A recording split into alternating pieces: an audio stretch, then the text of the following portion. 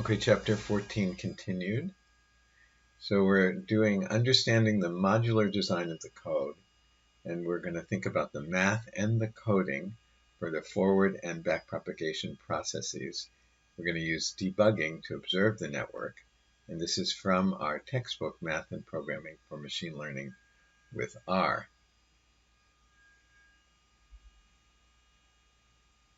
So wouldn't it be cool if we could make this thing called a layer, and it could somehow update its own weights appropriately?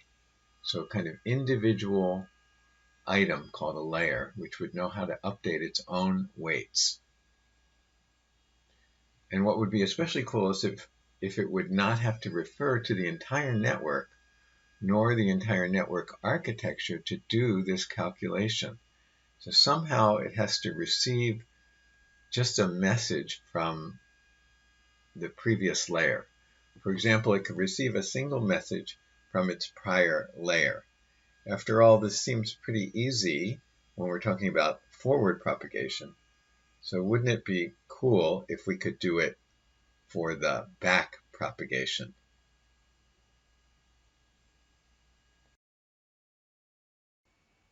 Okay, so let's take a look at some of the code. So let's take a look at the fit function, which is here. And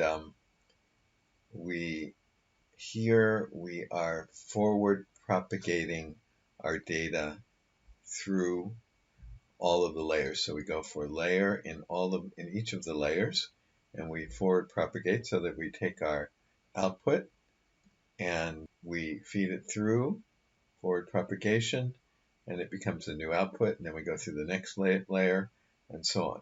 So we're starting with the X inputs. They're called outputs here, and they get fed through and then to the next layer and so on, and we push it all the way out to the end. And then we are collecting the error, which this ERR is the error that we're going to keep track of to report at the end. But this is the error that we're going to use in the back propagation. So next, let's look at the back propagation. So here we're going to go through the layers for back propagation as well, but we're going to go in reverse order, starting at the layer to the furthest to the right, so the most downstream layer, and then working our way to the left or upstream. And we're going to use this debugging function here, but let's ignore that for a minute. So what do? We take the particular layer and we run the back propagation on that layer. Now let's just check where this is in this fit function. So here's the fit function, and we can see that there are several loops occurring here. You can see there's a loop here, see there's a loop here, and you can see there's a loop here and a loop here. So we just talked about this loop and this loop. These are to push us through in the forward propagation, to push the data through in the forward propagation. And we also talked about this. This is to push us through, sorry, I guess I could say backwards in the back propagation. But both of these are inside this for loop, and then this for loop is inside this for loop. So this outer for loop is for the epoch. So we may want to do this for more than one epoch. So we put it in a loop to run through the epochs. And then this is to loop through all of the data. Now, fortunately or unfortunately, but in any case, for the particular example we're using, for the particular data we're using, there are only 4 rows of data. Remember, we're doing the XOR function, which only has 2 inputs. So remember, it looks like this. So we only have really 4 rows of data. We said we could think of it like this is the inputs and the output, but in any case, there's only 1, 2, 3, 4 rows. So that loop, this loop here, only has to go through 4 samples. Okay, so let's try watching what happens as we go through the as we run the fit function and see how what happens as we go through. So I put the browser debugger statement here. So this is going to stop just before running each back propagation. So we're going to run that. So this is going to run through back propagation for each layer. So then, let's say we're going to have several layers. So it's going to happen, let's say we have 4 layers, 2 fully connected layers and 2 activation layers. So it will run 4 times through this in this loop, and then that will have to happen. So that will have to happen for each sample. So let's see what happens. Let's watch what happens. So let me delete. Well, actually, I'm in debugging mode here, so I have to escape that. Like that, I hit the escape key, and let's get rid of all of the environmental data that we have. So let's clear all of that, and let's clear this window as well, which you can do up here. And so we have this here. So let's try running everything. So I'll just select everything and run it. Okay, and it has stopped at the browser here, which is here. So for example, we could check what ERR is currently. So that's what ERR is currently. We could check what this is currently.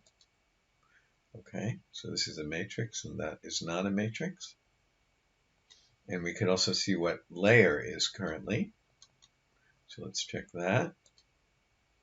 And we can see currently that layer is an FC layer. So we have 3 weights here. And remember, we're doing backprop, so we're going from the most downstream to the left here. We're going upstream. So the first layer is for these weights here. So we have 3 of them. And we also have the bias. Now, we see that the backprop is here. And as we said, we're going to go through a loop and so we're going to go through all the layers. But we also said that this is in this loop here. So this is going to take us through each of the samples. So we're going to start with the first sample or the first row, and then we're going to go to the second row and the third row and the fourth row of our XOR table. Now currently the weights have all been set randomly, so we wouldn't expect to get good predictions from the network at the moment. But as we iterate through the backpropagation, we hope that the weights will improve. Now, we are currently in the FC layer. We're currently in this layer here. We will have to go through this layer, and then through, so that's an activation layer, and then through an FC layer.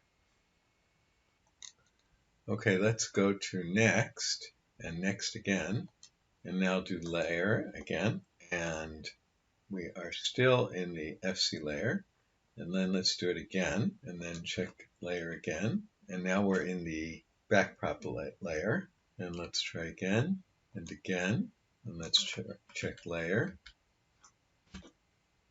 We're in the backprop layer. So now we can see that the weight matrix has changed. So here it's this number, and that was different than what we had before. I can scroll back up and check.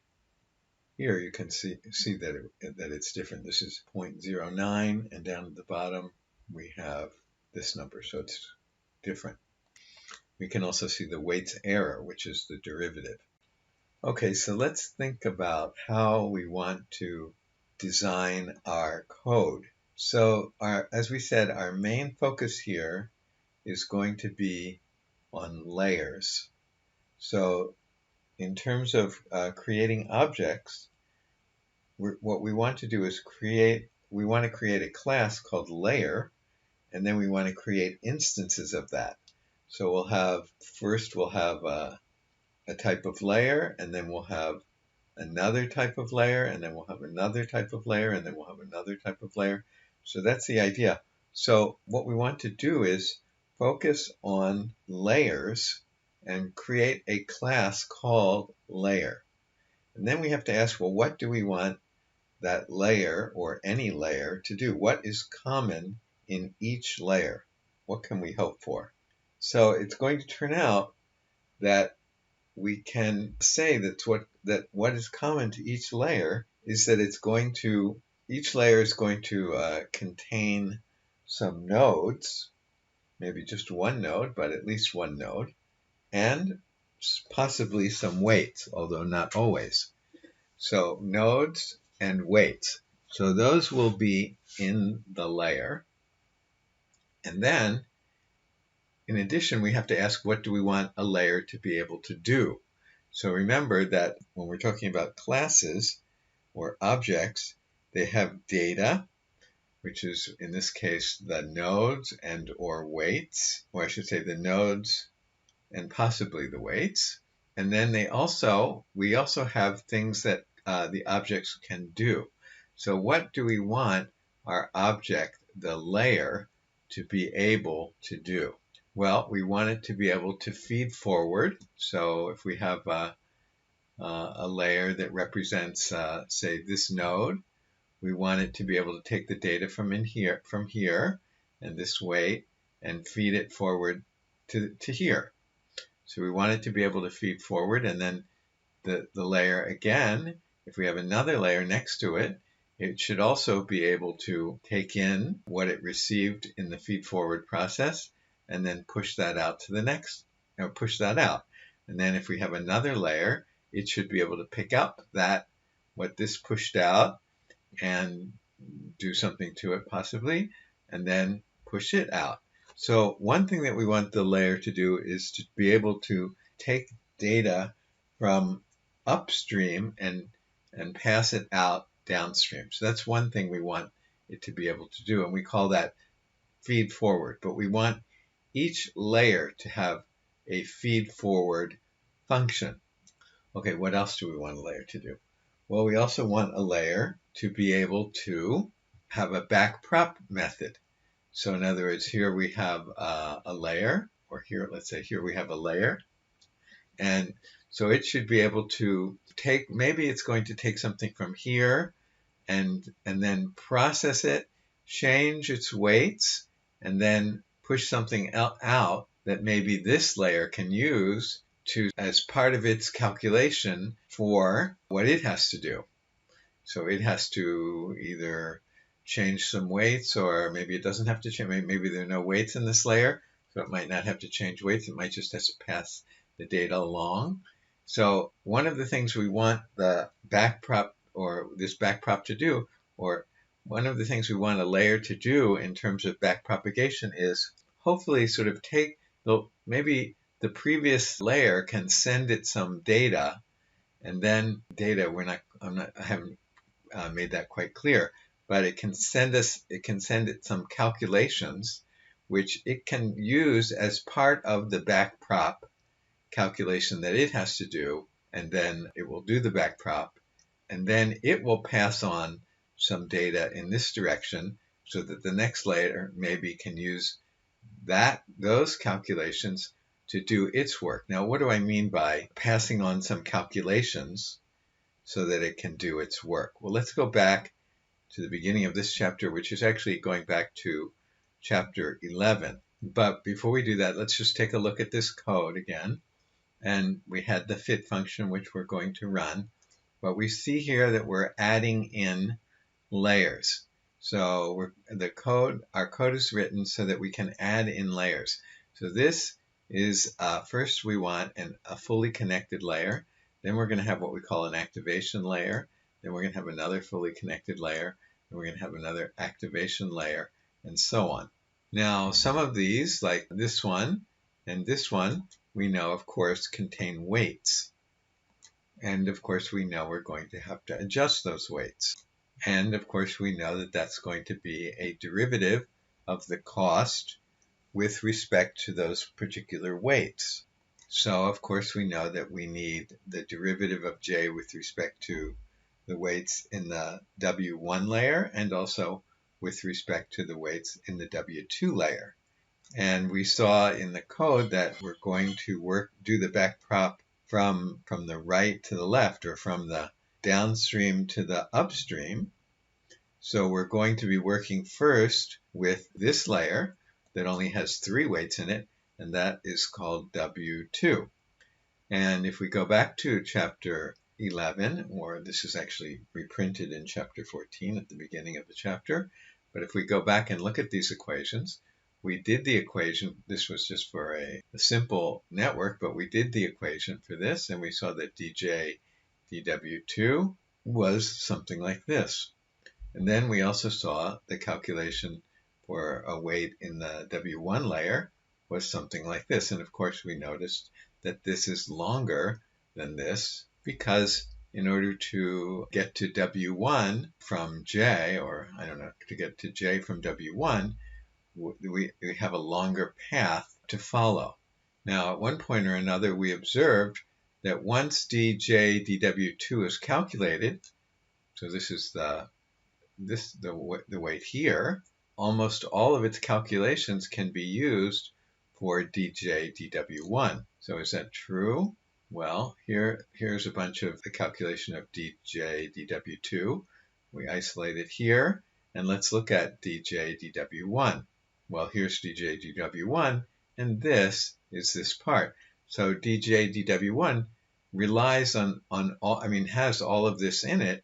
So if we've already done that for calculating dj dw2, then we could pass that on. Remember, we were talking about the layers, and the layers as being individual objects. So we could pass that on to the next layer. So in other words, we calculate this for dj dw1, so that might be in the first or the most downstream fully connected layer, and then maybe we can pass this on. Remember, we said that we're talking about layers as being objects, and objects as having methods or things that they can do. So maybe we could create a method that will pass this on to the next layer. And then, in our examples, we've only had one hidden layer, but we might actually have more than one hidden layer. And so this process could obviously be repeated. So there would be stuff that we would do in a downstream layer, and that could be passed on to the next upstream layer. And then the same thing happens again if needed. If we had many hidden layers, we could just repeat this process over and over again. So this is the kind of thing that we want our layers to be able to do. This is the kind of thing, the kind of method that we want to design in our layer class. So once again, we want our objects, our layers, to perform a certain kind of action, or in other words, we want them to have a certain kind of method. And the action is that they might need to update their weights, and they should also be able to, after they've completed updating their weights, pass on whatever calculations that they have done to the next layer. Well, let's go back and look at our code. Well, we see that we have some layer object, and we see that it has a method called backprop, and that's exactly what we were looking at just a few minutes ago. And also we see that apparently the output of the backprop is being fed into this. So what is the output of the backprop? Well, hopefully it's just what we said. It is the calculations that it has done, and it's sending them to the next layer by way of putting it into the air, because notice that it's being delivered into this variable, but this variable is also an input to the next layer. So we update the error, and then we go to the next layer, right? We're going through the layer, so we're going to go to the next layer, and we'll take the error that we've just assigned, and we'll put it in so that that will be used in the next backpropagation for the next upstream layer. Let's take a look at the backpropagation method, because that seems to have everything in it. Well, first of all, we have to make note of the fact that we're actually going to have different kinds of layers. And we saw that about just before. We saw that we have what we call an activation layer, and we have what we call a fully connected layer. Now, it's in the fully connected layers that we actually have to calculate we have to do the calculations for the weights. So let's go back and check out what this backpropagation method is in the fully connected layer. So let's go to the fully connected layer definition. Let's see that. We need to find the definition of the fully connected layer. But before we go to that, let's just go to the very beginning of the code. And we'll see that actually the first line of the code, except for the set seed, is we're defining something called a layer. Now, it's not a fully connected layer. It's not a activation layer. It's just a general class called layer. And then this is called a child of this parent class. And the way that you do that in R, I think we said this already, but the way that you do that in R is you say, when we define a fully connected layer or some other layer that we want to be a child of this class, we just say it contains, and then the name of this class. So it contains layer. So this is a child of this. Now, we didn't actually, we said there are going to be these methods in here, forward propagation and back propagation, but we didn't define what they were. So we have to define them inside the fully connected layer. And also, we'll also have to do it for the activation layer. But let's focus on the fully connected layer. That's where the most interesting work is done. And let's take a look specifically at the back prop, because the forward propagation may not be as interesting. Here, we set the weights and the bias randomly, and we do the forward propagation, but let's not focus on that right now. Here's the back propagation method. Now, the idea is that it's going to take, it's going to hope to receive some information from whatever is further to the right, or in other words, whatever is further downstream. And that is going to be called, what we're going to call that, and we'll discuss this, but we're going to call it the output error. Now, that might seem strange to call it the output error. Anyway, that's what we're going to call it. We'll discuss where these names come from later. Anyway, so it's going to take in hopefully, the calculations from the previous further to the right or further downstream layer, if there are any, and it's going to put that in there.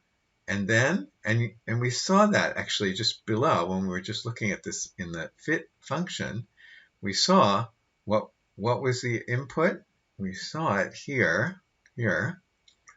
What was the input? The error. So the error from the previous layer goes in here, and that's what we just called it here.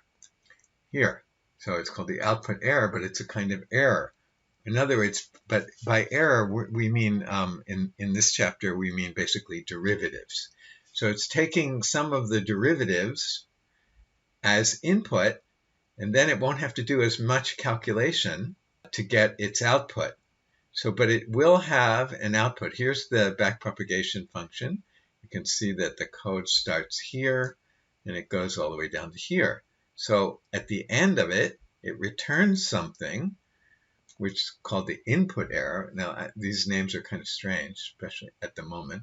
But anyway, it returns something which is also, but again, in this context, basic error generally means derivative.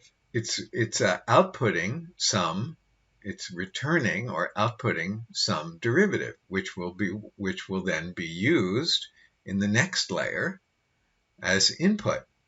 So what we're doing is we're sort of doing some of the calculation in the most downstream layer, and then that calculation is then used in the next layer, next upstream layer, and then that does some calculations in addition to what it receives, and then it outputs into the which is received in the next layer. And this is the way we are designing our code. So you can see that it's modular, that these layers sort of all do the same thing. So they all take in something. Hopefully they take in some calculations from the layer to the right or the downstream layer. And then they also have to do some calculations of their own. And then with all of that, they're going to update their own weights if there are any weights in that layer. And then they pass out something for the next layer. This is the modular design that we've written in this chapter. So now the next question is what kinds of what calculations are we receiving and what calculations do we actually have to do? Well, we saw that in the simple case here, we basically know what to expect. That is dj dw2, a weight in the second layer, is going to look like this. And then what we're going to do is, so this calculation, the entire calculation here, the green and the black, is going to be used to update the weights in the W2 layer. But this part in the green is going to be passed out of our backprop method. It's going to be in the return statement, so it's going to be passed out, and then the next layer can take it. This is what it would look like. Can take it, and it will be passed into the backprop for layer 1. Now we know that the backprop for layer 1 might look like this plus some other stuff, but we can accept this and pass it, and then we have to do these calculations in addition. Now note here that this dj_dw1, which is this long string, but if we just look at the green part, that's dj can be written as dj dz3, right? We can collapse it to be written like this. This green part, dj dz3, can be written as dj dz3 like that. Now, in addition to that, we said that we're going to need some extra parts. Here is red, and that's here. And so we can say, well, this will need to be included as well. But we can say that this actually comes not from within layer 1. This is actually outside of layer 1. Is that true? dz, dz3, dA2. So dz3, dA2 is actually W2, so that's not part of this layer. Remember, we're talking about, actually, we're going to separate this out. So we have a layer here which doesn't include the activation here. So dz3, dA2, which is just W2, is not part of this layer. So we're going to call that external to the calculations for this layer, the layer that contains the W1 weights. So we're going to say that this is external, and this is also external. So this is all coming in from downstream, and then we're going to feed it into this layer, and then this layer is going to have to do some calculations on its own, but it can use this, which can be passed to it from the downstream layers. So what's left that has to be done in here? Well, the last one is dz3, dA2 here, dz3, dA2. So what's left is we haven't accounted for this and this. So that's a dA2, dW1. dA2, dW1. So that's still left over. So that's still left over here. So we could call it local. local information. But as we suggested, and sorry, we can also call that DA2, DW1. We could just have a single term for that, and we could have the stuff that is fed in from downstream. Now, again, we are actually going to separate some of this because we're going to separate the activation layer from the fully connected layer. So actually, this part will be coming from the activation layer. Okay, so now we want to change our notation. So instead of getting stuck with talking about A2 and A3 and Z2 versus Z3, we want to convert our notation to just X and Y. So we are going to refer to the output of a layer in the forward propagation process as Y, and the input to a layer as X. So we're not going to have to then worry about whether there's an A2 or it's an A3 or something like that, or even Z2 versus A2. So with that, we'll get this instead of this. So here we just had this DJ, DA2, DA2, DW1. Now instead of A2, we're going to call it Y. Remember, A2 is generally the output of some process, and now we're going to call it Y. So we'll write dj, dy, dy, dw1. Or we can also write it like this. So using this notation, now we can say layer 1 has dj, dy, dj, dy, dj, dy, or partial j with respect to y, and then dy, dw1, or partial of y with respect to the W1 matrix. So those two together is when we multiply them here. When we multiply them, gives us the derivative for the weight 1 layer. And again, of course, this is just the chain rule. This is the chain rule as well. dj, dw1, dj, dw1. It's a chain rule. This is also the chain rule this way with y. And this articulation of the chain rule nicely expresses the fact that the calculation comes partly from what's available in layer 1 and partly from what comes from downstream. So this is from downstream, partial of j with respect to y. Okay, now let's continue. We discussed how we're going to use y as the output. And now what about the symbol x? We've been using x as the input when we discussed the first layer, but now regardless of the layer, we will let x denote the input of that layer. We're going to have x as the input and y as the output. Now a little later, we're going to say something like the partial of j with respect to x equals the partial of j with respect to y. Now that doesn't seem to make any sense.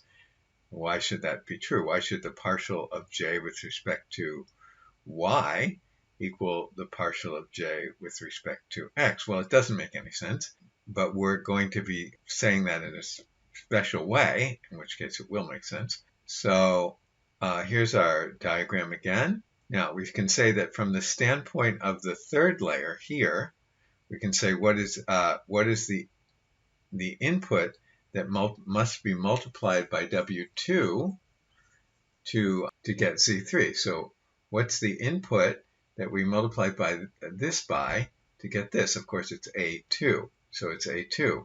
Since A2 is the input to layer 3, we can write X equals A2, but this is X for the input here. But of course, and of course we can also write the partial of j with respect to x is equal to this because these are the same thing. However, on the other hand, from the standpoint of the second layer, we can ask what is its output. So what's the output of the second layer? And that is, the output of that is A2. So we can write that y is also A2. So the y for this node is equal to the x for this node. So that's how we can say that the partial of j with respect to x is equal to the partial of j with respect to y, because they are the x and y's of different nodes. So we can write that the partial of j is, so I guess we should read here. On the other hand, from the standpoint of the second layer, we can ask what is the output? It is also a2. Thus, if by y we mean the output of the second node, we can write the partial of j with respect to y equals the partial of j with respect to a2. Therefore, we can write, so we have this equals the partial of j with respect to a2, and we also saw that this is the partial of j with respect to x2. So the partial of j with respect to x is equal to the partial of j with respect to y, as long as it is clear that x and y are associated with different nodes. And so we get a picture like this. So the partial of j with respect to x is not equal to the partial of j with respect to y for this y, but they are equal here. So that's what we mean when we say that this equals this. They're actually x and y's for different nodes. Okay, let's skip down to here, linear fully connected layer. And we said we could express it so that it looks like this, or at least we can just use this notation, or this, to express what the outputs are for each node in this layer. So we talked about this before. So yj, here's 1. And how do we get it? We said this, if we have to read this in a kind of strange way. It's not the typical way of reading these diagrams. So what does it mean? It means you take x1 times the weight here, and xm times the weight here. You might have a bunch of weights in between, and you add those two together. So you'd add like this, this times this purple, and this times this green. You'd add those up, and then you'd add b. And that would give you the output here. And you might have more than one output because you might have more than one node in this layer. And we said that this will express the value for any particular node, the ith node. And this is wrong. It shouldn't be I, it should be j. It should be j here, right? Because, yeah, that's an error, because the j, the subscript for the b should match the subscript for the y. So this is okay. The subscript for the here matches this, but it seems like this is an error here. Okay, so let's go to backpropagation for the linear fully connected layer. So the layers that have the weights in them. Now, actually, before we do the backpropagation, let's do the forward propagation, just because it will be a good introduction to the matrices involved. We want to express this equation, and here the j's are correct. So we want to express this equation, and this is for each of the nodes. And so if we name things, if we name x as this row matrix, and we name w as this matrix, and we name b as this matrix, then the expression here for all the j's, for all of the nodes, for all of the output nodes, will be xw plus b. So let's just check that out for the first element here, for y1. So how would we get y1 here? We would take x times w plus the first element here. So let's see, x times w is what? Oh, sorry, this times this is what? That's x1 w11, and then x2 w, what would it be? 2, 1, and so on. Is that what we want? x1 w11 and x2 w2 1. I think that's what we said. And you can check it out and make sure that this gives you just what you would want here when j is 1. You can make sure of that. So if we define these matrices like this, then all the calculations we need to do can be represented as x, w plus b. So we can say y, the output vector y, which has n nodes in it, so it has n components here, can be calculated like this. Now here we just point out that if we think of this as a function of x, x has m components, so we could say it's from Rm, and y has n components, so we can say that it's Rn. So we can think of this as a function, this y equals this, as a function from Rm to Rn. So we can say it's a multivariate vector-valued linear function, or we could say it's a linear vector-valued multivariate function. So make sure you agree with that. And now we get to the most interesting part, and that is the backpropagation of the fully connected layer. Now the backpropagation for the activation layer is going to be much simpler, but this is the one that is the most interesting. Okay, so we are going to need to calculate, according to the title here, partial of j with respect to w, partial of j with respect to b, partial of j with respect to y, and partial of j with respect to x, according to this title. So the need to calculate partial of j with respect to w and partial of j with respect to b is clear from our previous chapters, right?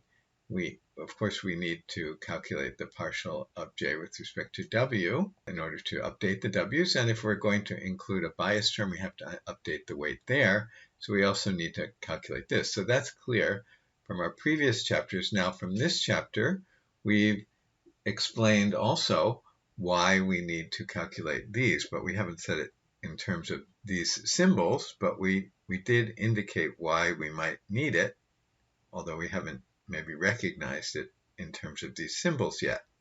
But we did say that we will want to pass on, after we do some calculations, to the calculations we need to update our weights, then we want to pass on part of those calculations to the next upstream layer. And that is going to be called partial of j with respect to x. And it will also, in our code, it will be referred to as the input error.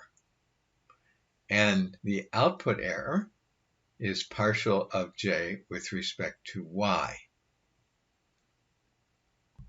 And we did say that these are equal as long as we remember that these are for different nodes.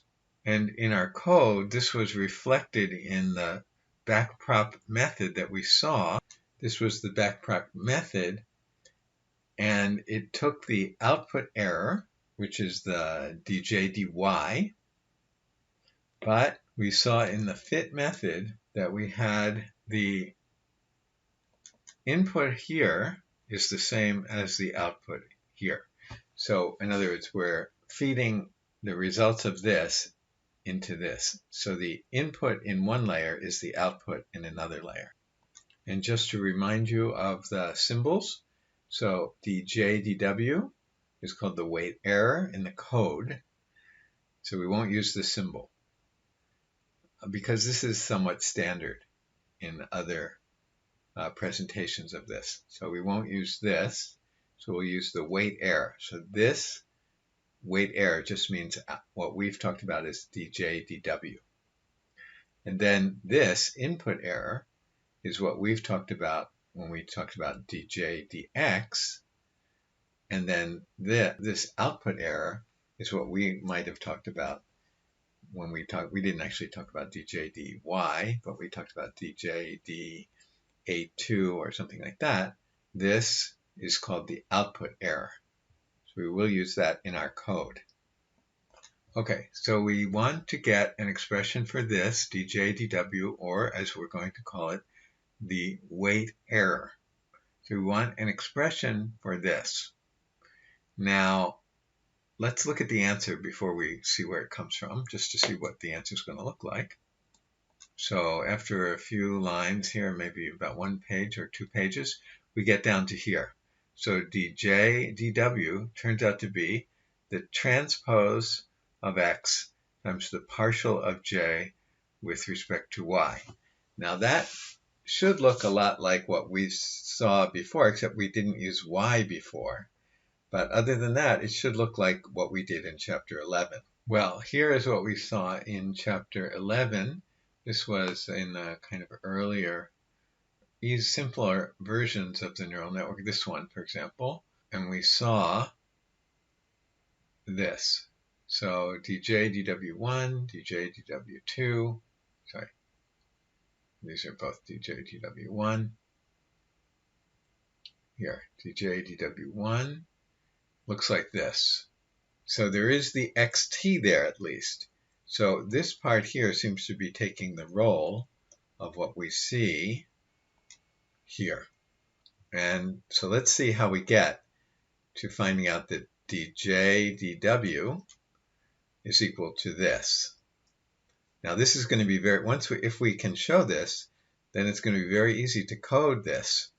We'll just say what? We just take the transpose of x and then the partial of j with respect to y, which again we call in our code, the partial of j with respect to y, we call the output error in our code.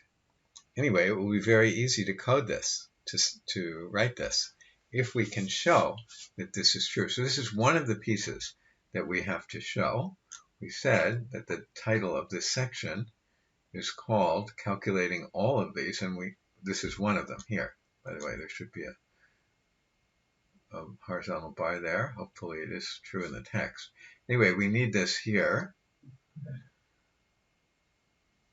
So let's see how we get there. So we want this calculation here, capital W. We'll call this FC for fully connected. And we say consider when we did it with a small w for an arbitrary weight w in the fully connected layer by the multivariate chain rule. This is the version we already studied in detail. So this is the chain rule. We've already studied this in detail. This is just the chain rule that we're used to. And we do make a caution here that this n has nothing to do with the layer number n that we might have referred to in the text elsewhere. So it has nothing to do with the layer number, this n. So we can say which, if any, of these factors is local to the layer and which of them are given from downstream calculations. We can see that partial of j with respect to y sub j is given from downstream calculations. So this part is given from downstream, and this part is local. And part that is local here will depend on what kind of layer we are using, either a fully connected layer or a nonlinear activation layer or some other type of layer that we might talk about in a different chapter. So equation 14.4 gives a calculation for each of the entries of partial of j with respect to w sub I sub j. And so we could write it more explicitly like this. So here we had it like this, but we're talking about for each of the entries. So we could say, well, we're talking about a particular ij, so we'd have to put in a particular ij here. So we would get this.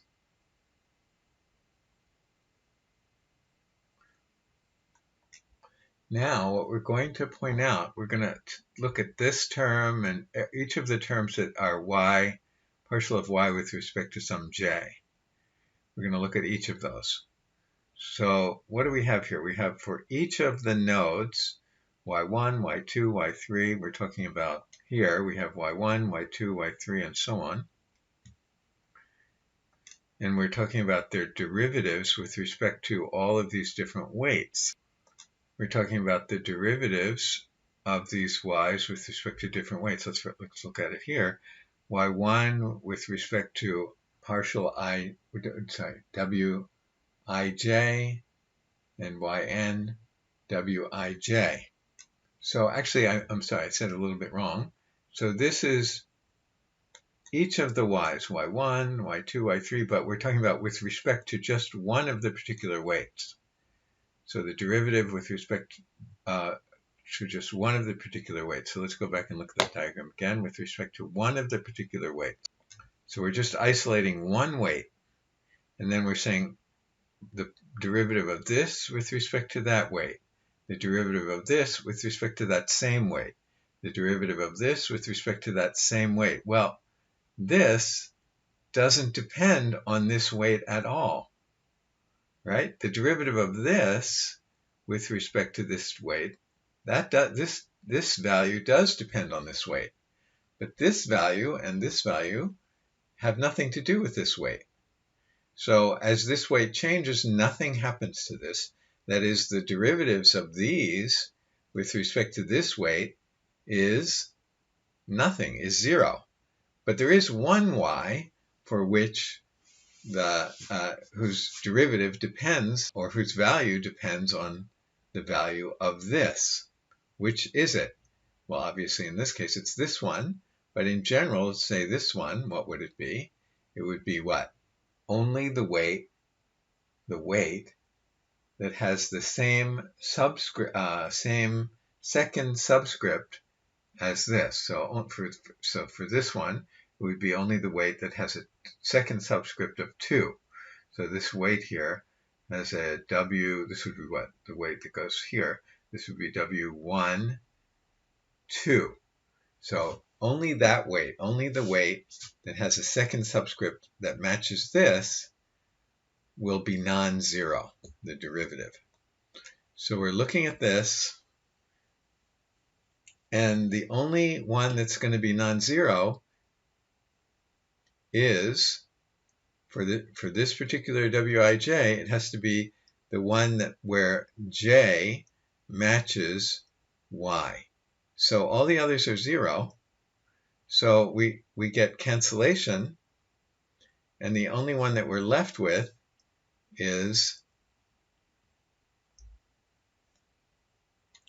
this one, where the Yj matches this J.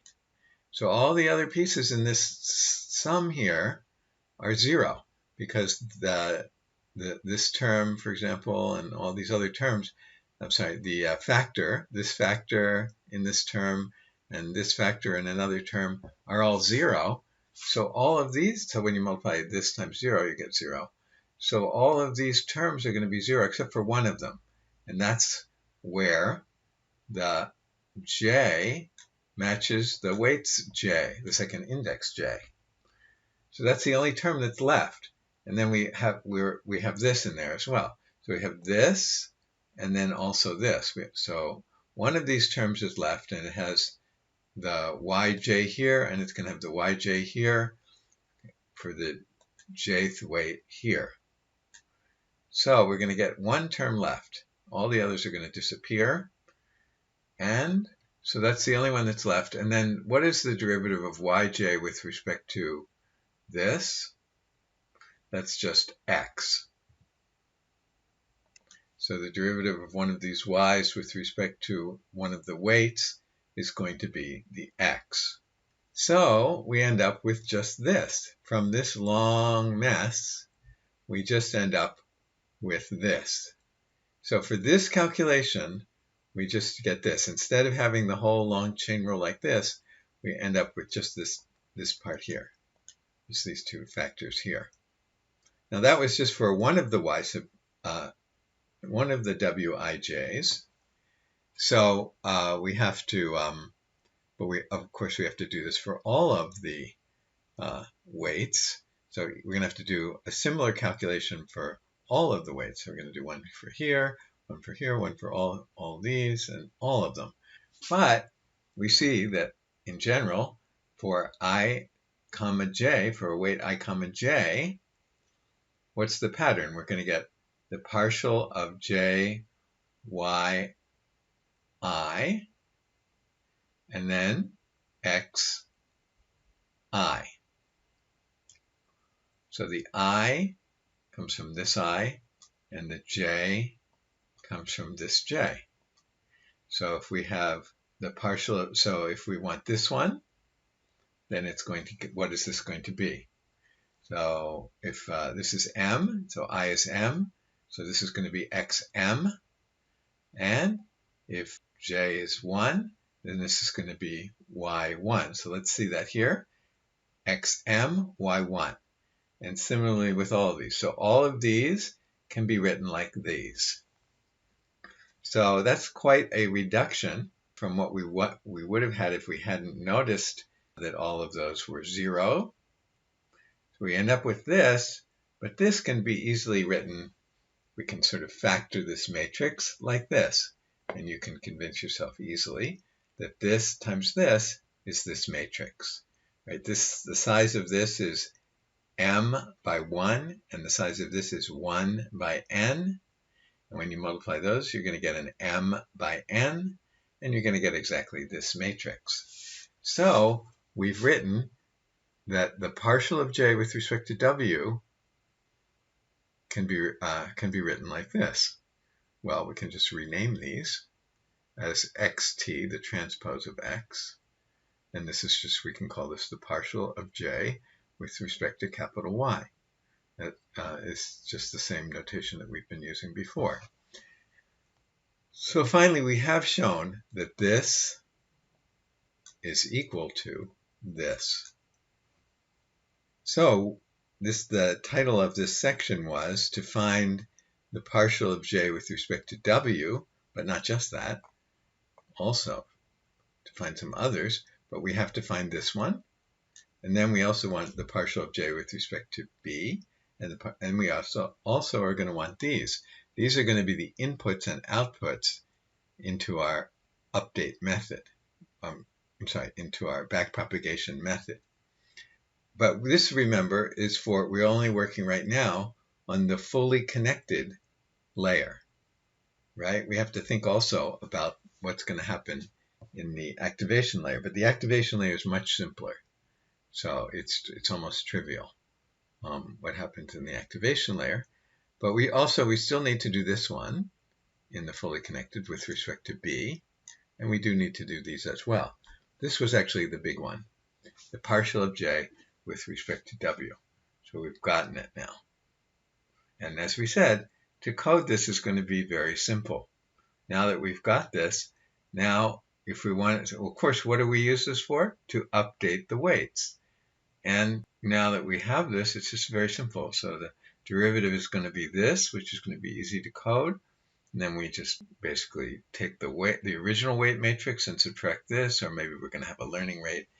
But anyway, basically we just take the original weights and subtract this from it.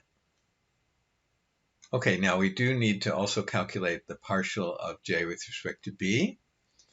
And we write out the partial of j with respect to b like this. And I'm just going to scroll through this basically because of time constraints. But we can think of this. And again, we get zeros because most of these terms are not connected to a particular y. So most of these terms will disappear. And we're only left with these two factors. And then a little bit more shows that actually the partial of j with respect to b is just the partial of j with respect to y. So I'll let you read through that, but it's quite simple, or relatively simple. And so we found that the partial of j with respect to b is this, because this was for 1b, and this is for all of them. We're talking about all of them here. And so, but this has another name, that's just this. So the partial of j with respect to b is actually the partial of j with respect to y, which we already had a name for. We called that the output error. Again, we called that the partial of j with respect to y, we call the output error in our code.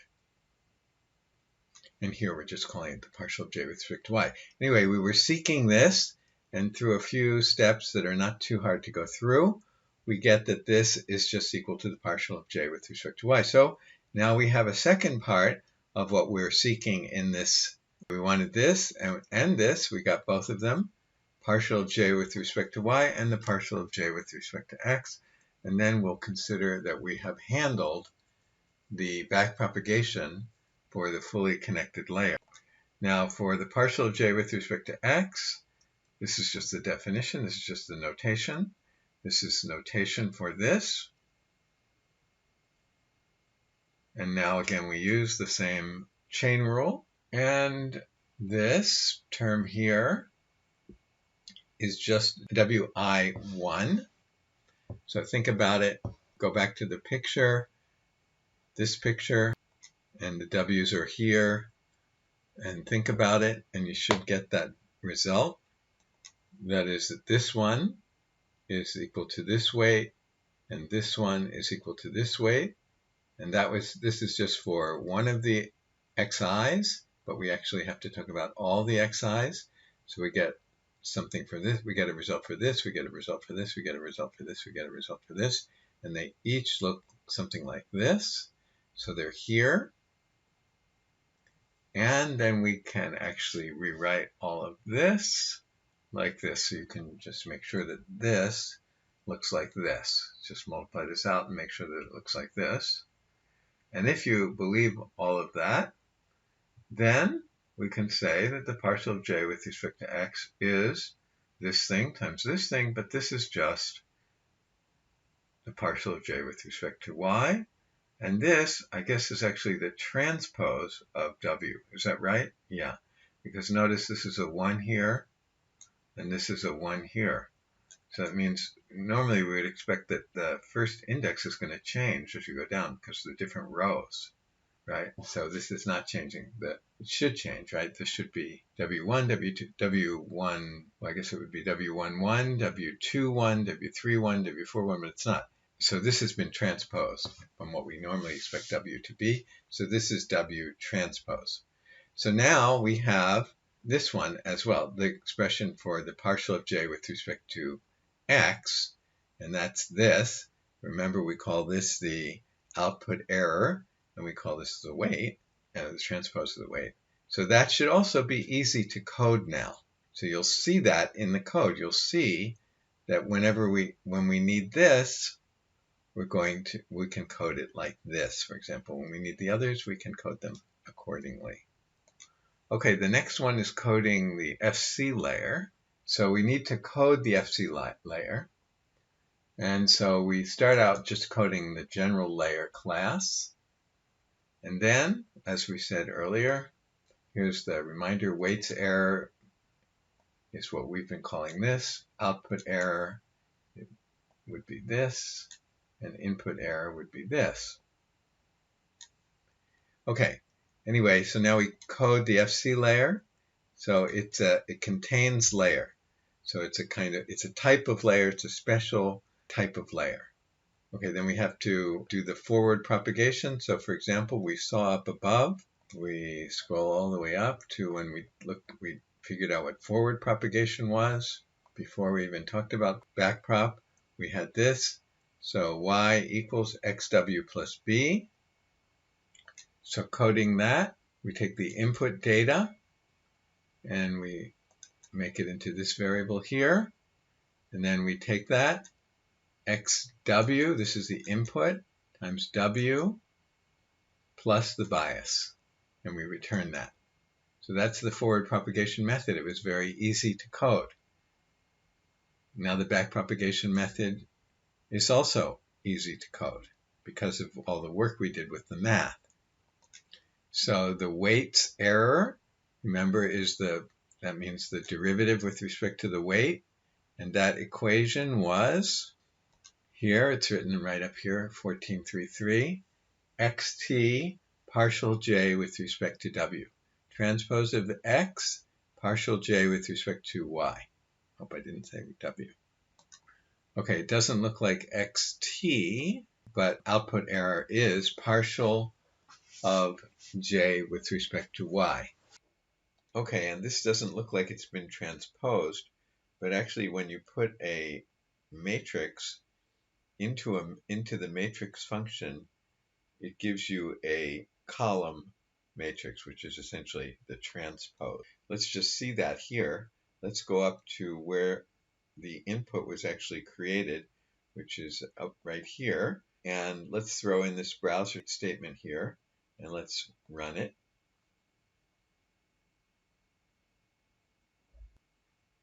And let's try input, just to see what the input looks like.